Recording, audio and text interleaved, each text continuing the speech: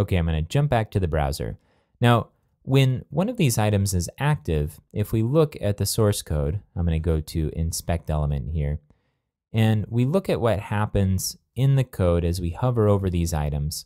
If you look carefully, you can see a class called active being added to each of these items as we hover over it.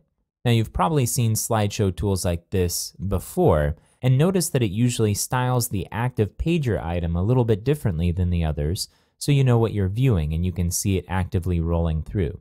So let's add a little bit of styling. We're just going to put a bit of a border around the active pager item using a CSS style. So I'm going to exit out of the overlay here and jump back to our CSS file. Again, this is our styles.css in our resource pack.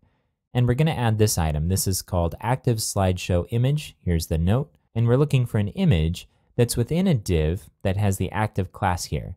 Now this looks really daunting, so don't worry about it if you don't get where this comes from. This is really a themer thing, but it's also not as complicated as it looks. So for this image, we're adding a gray border that's 3 pixels wide.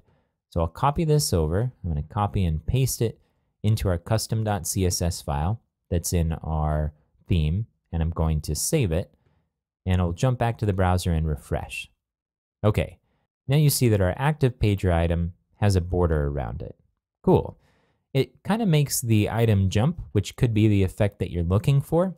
But if you didn't want this effect, what you could do is set a default border around these images for 3 pixels white, which will blend it into the background, and then leave the active class as gray. So you don't get the jumping effect, but you get the color border change effect.